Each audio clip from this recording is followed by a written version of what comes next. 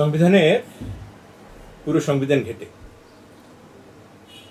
এই যে অন্তর্বর্তীকালীন সরকার, এই শব্দটি আপনি পাবেন না। কারণ বিপ্লব উত্তর যে সরকারটি হয় সেটি হচ্ছে একটি বিপ্লবী সরকার।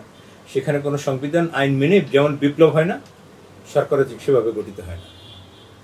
তাহলে একটি সরকার যদি সংবিধান সমর্থিত হয়, একটি সরকার যদি সংবিধানের ফ্রেমের আলোকে নির্বাচনের মাধ্যমে গঠিত হয়, তার ক্ষেত্রে সময়টা প্রশ্ন। কিন্তু যেহেতু এই সরকার একটি বিপ্লবী সরকার, অন্তর্বর্তীকালীন সরকার, জন আকাঙ্ক্ষার সরকার, গণ অভ্যুত্থানের মাধ্যমে গঠিত সরকার, এই সরকার কতগুলো সময় লাগবে আপনারা নিশ্চয়ই প্রধান উপদেষ্টার ওই কথাটা শুনেছেন যে এই সরকারকে নিয়োগ দিয়েছে ছাত্ররা, এই সরকারকে রাজনৈতিক দলগুলো অনুমোদন করেছে। যারা নিয়োগকর্তা সেই ছাত্রই নির্ধারণ করবে যে এই সরকারের মেয়াদ কতটুকু হবে। ইতিমধ্যে আপনারা গতকালকে একটি বিষয় দেখেছেন যে অনেকগুলো সেক্টরে রিফরমেশনের জন্য, সংস্কারের জন্য অনেকগুলো কমিটি গঠিত হয়েছে, কমিশন গঠিত হয়েছে। সো এটা হচ্ছে জনগণের আকাঙ্ক্ষা এই মুহূর্তে এই সংস্কারগুলো হোক। সে সংস্কারগুলো হতে যতটুকু সময় দরকার আমি ব্যক্তিগতভাবে মনে করি এই অন্তর্বর্তীকালীন সরকারকে ততটুকু যৌক্তিক সময় দেওয়া উচিত। আপনি যদি মা হতে চান, একটি বাবুকে 9 মাস পেটে ধারণ করতে হবে। আপনি যদি বিয়ের যোগ্য নিজেকে মনে করেন, আপনার বয়স সাংবিধানিকভাবে 21 হতে হয়। সঙ্গত কারণেই সংস্কার এটি একটি দীর্ঘ প্রক্রিয়া, মাত্র 1 মাস সময় গেল। নিশ্চয়ই এগুলি মূল্যায়নের সময় এখন আসেনি। যেভাবে তারা শুরু করেছে, যদি আমরা বলে নেই যে সকালটা অত্যন্ত সুন্দর হয়েছে এই সরকারের, আমি ব্যক্তিগতভাবে একজন নাগরিক হিসাবে আমি পার্সোনালি কনফিডেন্ট যে এই সরকারের যে সংস্কারগুলো তারা হাতে নিয়েছে এগুলো নির্দিষ্ট সময়ের মধ্যেই আমি মনে করি এই পুনর্গঠন তারা শেষ করতে পারবে।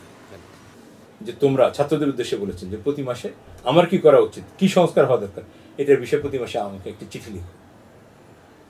আপনি এই কথা কোথায় পাবেন? উনি বললেন কি যে দেয়ালে লেখাগুলি থেকে আমি অভিভূত হয়ে যাচ্ছি, আমার ছাত্ররা এত মেধাবী, এত মেধাবী। এই জন্য বললাম যে উনি এর আগে একবার বক্তব্য দিয়েছিলেন জাতির উদ্দেশ্যে, আর গতকালকে সেকেন্ড টাইম দিলেন। ওনার বক্তব্যটা আমি যেটুকু পড়েছি ট্রফিক্স ওয়াইজনই, হ্যাঁ, শিক্ষা ব্যবস্থা, ভারতের সাথে সম্পর্ক, আন্তর্জাতিক সম্পর্ক, রিফরমেশন, এই 1 মাসে কতটুকু সব কিছু নিয়ে কথা বলেছেন। আমি মনে করি যে এখন পর্যন্ত still they are on track, তারা ট্র্যাকে আছে এবং জাতিকে বেশি বেশি করে তাকে সহযোগিতা করা এবং এই বক্তব্য প্রচার করার মাধ্যমে সংস্কার কাজকর্মে যতটুকু গতি একজন নাগরিক হিসেবে আমাদের দেওয়া সুযোগ আছে সেই সুযোগটাকে কাজে লাগান। আপনার 2 দেশের নাগরিক, এমপি হতে বাধা নেই, মন্ত্রী হতে বাধা আছে। কারণ সরকারের যে ডিসিসি বডি, এমপি সেটা সদস্য না, তিনি পার্লামেন্টে একটি কমন ফরম্যাটে কথা বলেন, এককভাবে কিছু করার সুযোগ থাকে না। কিন্তু আপনি যখন মন্ত্রী হন, প্রতিমন্ত্রী হন, ইভেন তো সচিবদের ক্ষেত্রে এই বাধাটা আছে।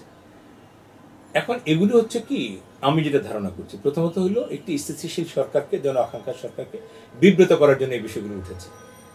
হয়তো কেউ তার মানুষ তো উনি ইউনিভার্সিটি শিক্ষক ছিলেন, কোনো মেয়ের সাথে সম্পর্ক ছিল, এমন একটা বিষয় তুলবে।